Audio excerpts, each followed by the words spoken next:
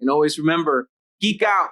Welcome to another episode of Out Geeked. Today we have two great masterpieces from Trans Art, Blade Leopard, Metal Jungle, Cheetor from Beast Wars. And I have the masterpiece Dinobot from Beast Wars as well.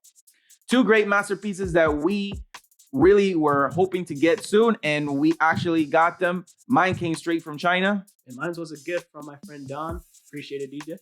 And we're excited here to show you all the features, why we like it, and why we decided to buy them. So right here, without wasting any time, let's get ready to the show.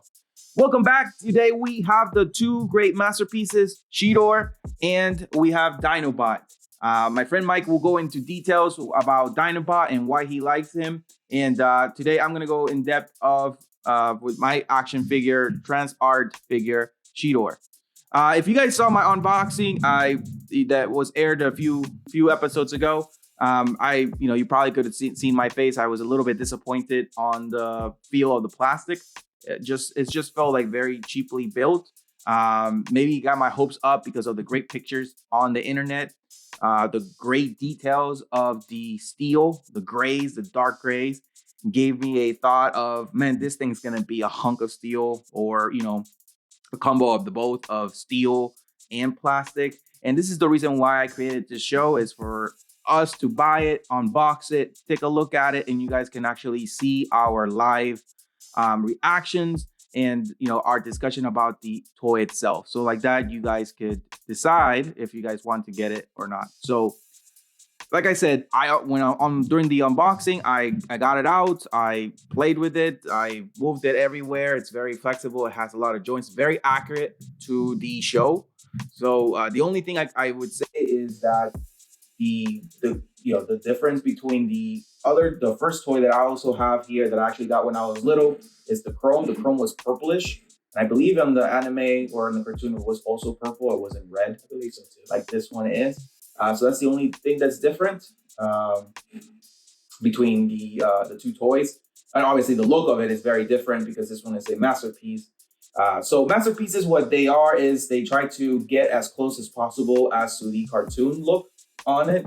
So as you guys can see, this guy is very accurate, except the colors that I just mentioned. The red was supposed to be purple. But other than that, it's very accurate. The blades on his elbows, the claws, the rocket, his skin, the steel looking grays. It is plastic, but very, very, very articulated. Very good job by Trans Art on this leopard, which is Cheetor. I wonder if it was they didn't name him Cheetor just to avoid any copywriting, maybe. Most likely, yeah. Because I've seen other Transformer toys that are labeled something different. Like, funny enough, I saw a Megatron one earlier today. It's called like Fire Devil and Ice Devil. It's just to avoid the name. Yeah. I think that's what they do. That's why they do it. But really great figure. The box is really cool. I did show it off on the unboxing, so go ahead and check it out.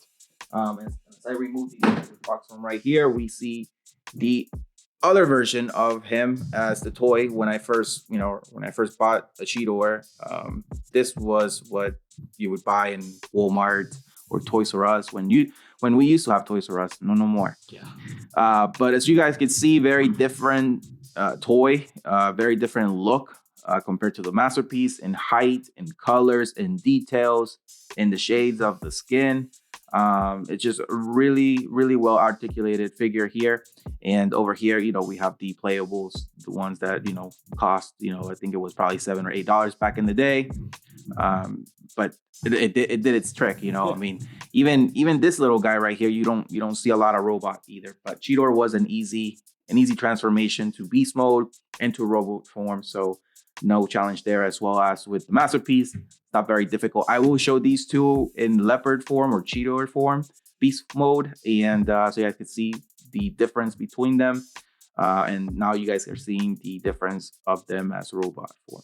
So Cheetor did have three transformations. It had the first basic Cheetor or Cheetah transformation on beast mode and robot form, which is right here. And we had the Transmetal 2 or the Transmetal, which was a gold and gray little leopard.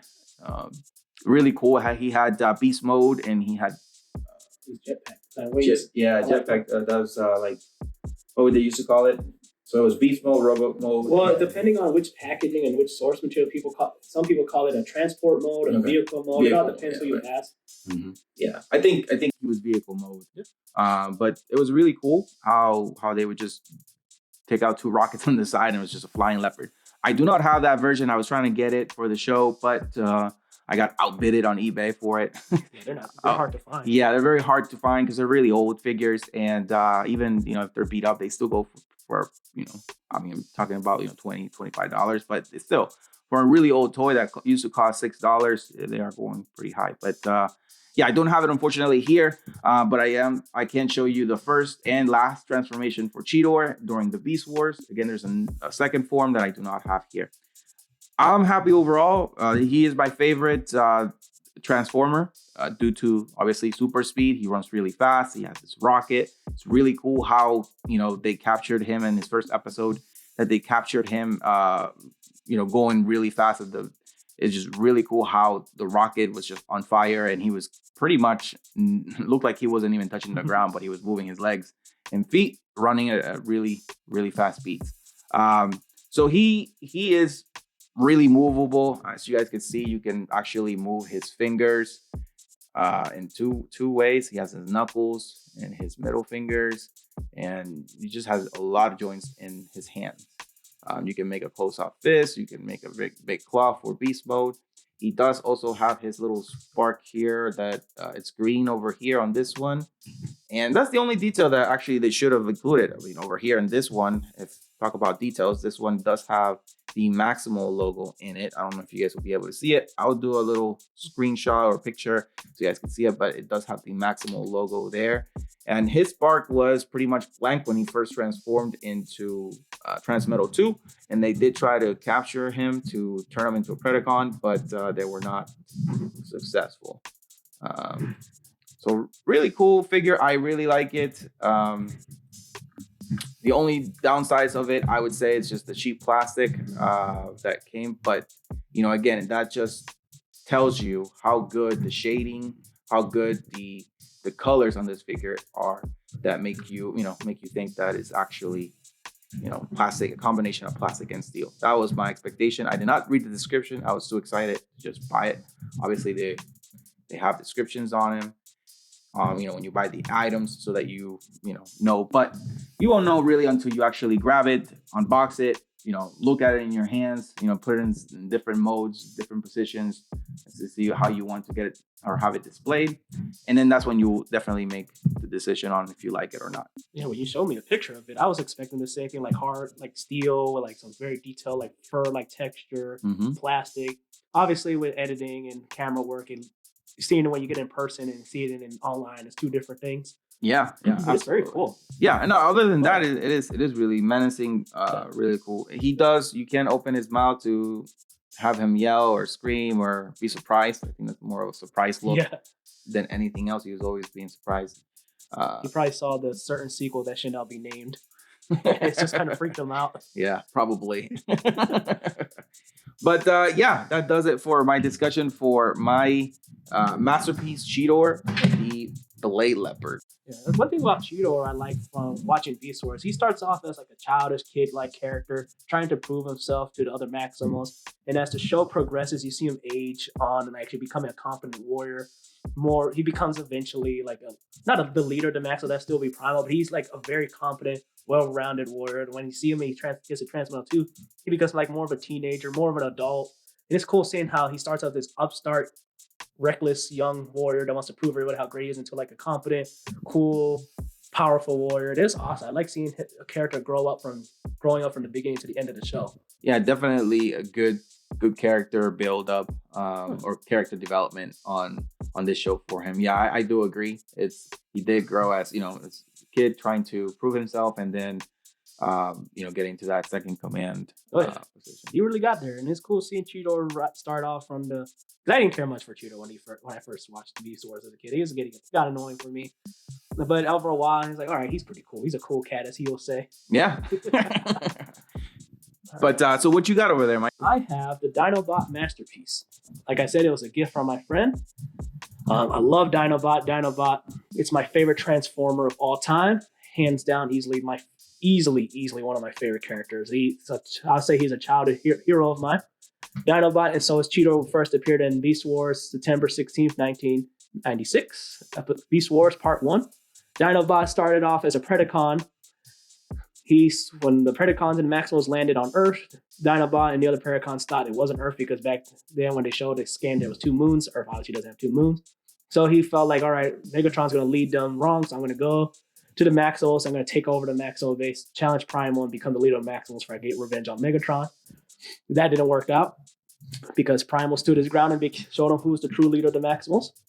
Dinobot Masterpiece is very detailed, cartoon accurate. Comes with a stand, comes with his drill sword, rotating shield, comes with 3 different face plates that you could swap on Dinobot.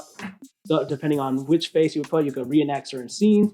Comes with this laser attachment. When you attach it to one of the face, you can recreate this code of heroes when Dinobot destroys the golden disc.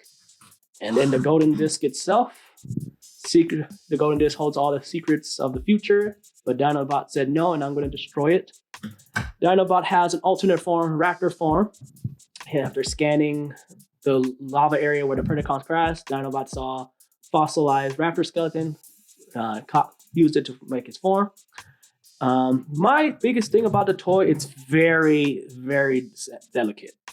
I mean, it's sturdy at the same time, sturdy plastic, sturdy stand. It's just when you're transforming it, I get a little nervous because you got to clip on some parts, fold certain pieces. As you can see, turning Dinobot around, his raptor hands fold up here. Everything has to like clip on, fold, but it looks nice. Very cartoon accurate.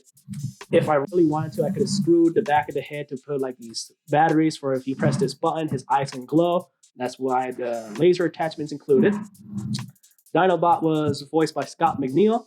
I met Scott McNeil personally at a BotCon last year. Awesome dude. Great guy. Even got an autograph and a voice recording of him. Best thing about Scott McNeil, I saw him the next day. BotCon recognized who I was. So it's kind of cool that he even knew my name and who I was. It's cool, dude. I highly recommend if you ever see him on BotCon, say hi. He loves the fans. He'll do all the Dinobots, Waspinators, Rat Traps, and Silverbolt impressions because he pretty much voiced 90% of the cast. Geez, that's a lot. Yeah, he voiced everybody. That's a lot. Oh yeah, and I love what story that he said when Dinobot died in Code of Hero, which that episode made me cry as a little kid. That day ruined. That was my Optimus Prime as a kid. And funny story when he found out Dinobot died, he said, "Well, there goes a quarter of my paycheck," because that's literally all 4 of his best-selling character. But he's a cool guy. I love it. That's for Dinobot himself. He was also inducted in the Transformers Hall of Fame in 2010.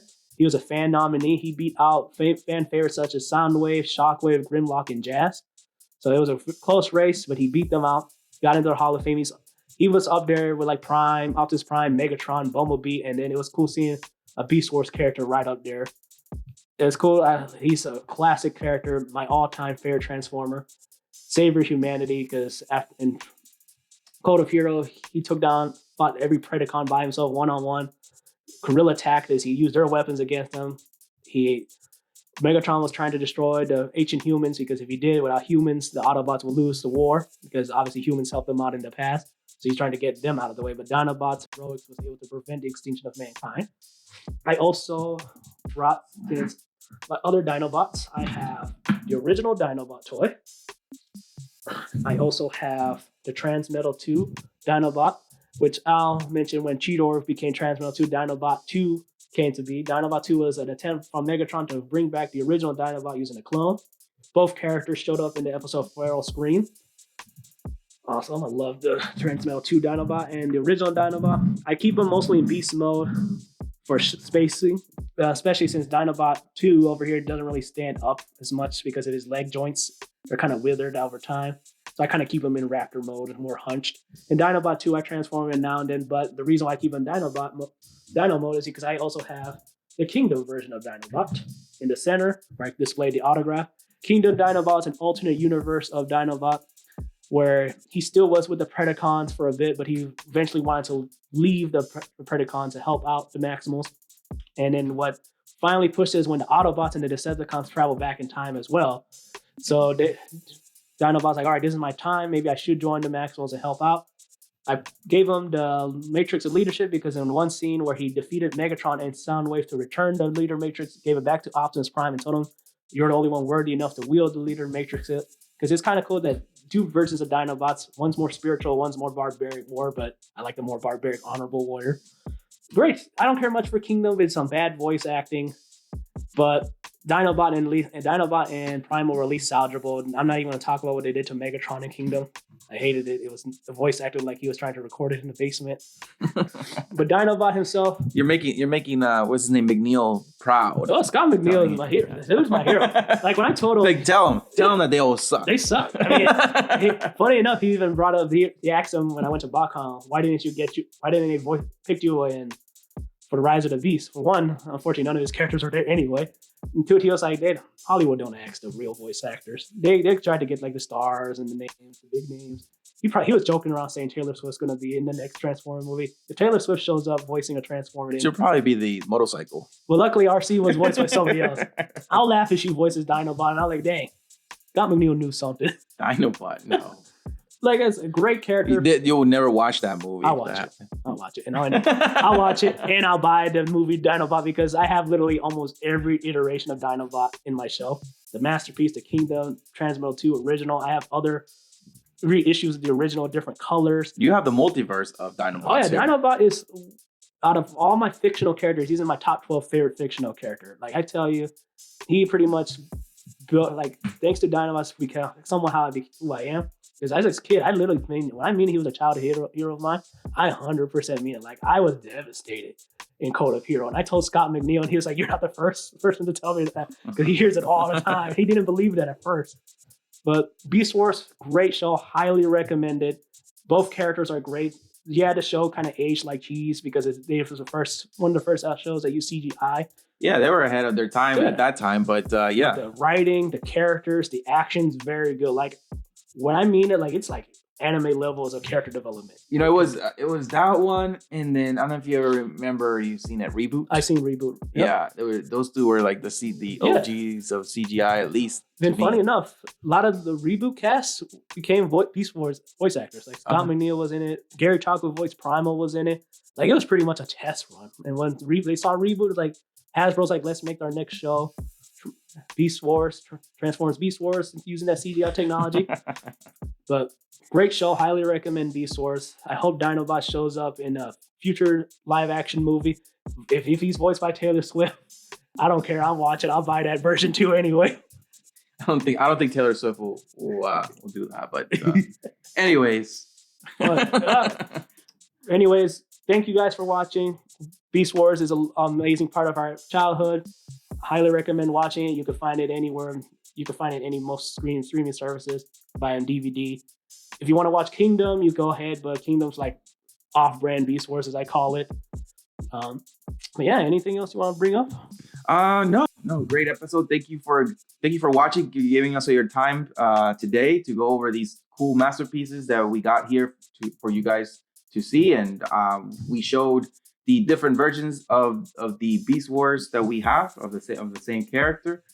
Throughout time, they've changed. They've made modifications to them, and these are really close to our childhood when we were little. So, thank you for watching. Remember to subscribe, give us a thumbs up, hit the notification bell so you guys don't miss another episode, and give us a comment. Yeah, tell us in the comments below if you watch Beast Wars, who's your favorite Beast Wars character.